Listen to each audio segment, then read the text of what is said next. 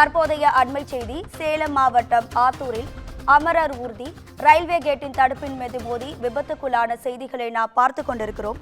இது தொடர்பான கூடுதல் தகவல்களை தருவதற்காக நமது செய்தியாளர் சரவணன் இணைப்பில் இருக்கிறார். வணக்கம் சரவணன், கள நிலவரத்தை சொல்லுங்க.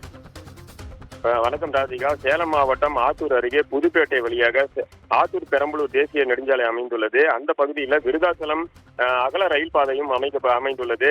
இன்று காலை விருதாச்சலத்திலிருந்து சேலம் நோக்கி பயணிகள் ரயில் வந்து கொண்டிருந்தது. இதனை அறிந்த ரயில்வே ஊழியர் உடனடியாக இருபுறமும் கேட்டை அடைக்கும் பணியில் ஈடுபட்டார். அப்பொழுது அந்த வழியாக அதாவது சடலத்தை எடுத்துக்கொண்டு ஈம சடங்கிற்காக ஒரு வாகனம் அமரர் ஊர்தி வந்தது. கேட் இறங்கும் நேரத்தில் பார்த்தோம் அப்படின்னாக்கா முந்தி செல்வதற்காக அந்த அமரர் ஊர்தி ஓட்டுநர் உடனடியாக அந்த பாதையை கடக்க முயன்றார். அப்பொழுது இருபுறமும் கேட் முழுமையாக மூடப்பட்ட காரணத்தினால் அமரர் ஊர்தி அந்த இருப்பு பாதையிலேயே நின்றுவிட்டது. ரயிலும் வரும் நேரம் ஆகிவிட்டதால் ரயில்வே ஊழியர் செய்வதறியாது திகைத்து நின்றார். இதனையும் கவனித்த அந்த அமரர் ஊர்தி ஓட்டுநர் உடனடியாக சமாளித்துக் கொண்டு முன்புறமாக இருந்த கேட்டை உடைத்துக் கொண்டு வாகனத்தை திருப்பி உள்ளார். இதனால் கேட் முழுவதுமாக சேதமடைந்துள்ளது.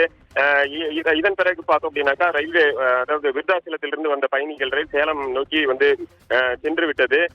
ஓட்டுநர் பார்த்தோம் அப்படின்னாக்கா ரயில்வே கேட் இறங்குவதை பார்த்தும் கூட ஒரு அஜாக்கிரதையாக செயல்பட்டு அவர் முந்தி செல்வதற்காக சென்றுள்ளார்.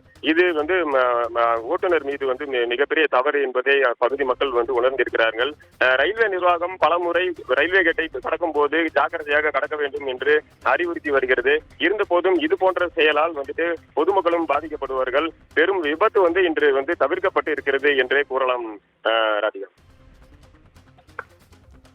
உங்க தகவல்களுக்கு நன்றி சரவணன்.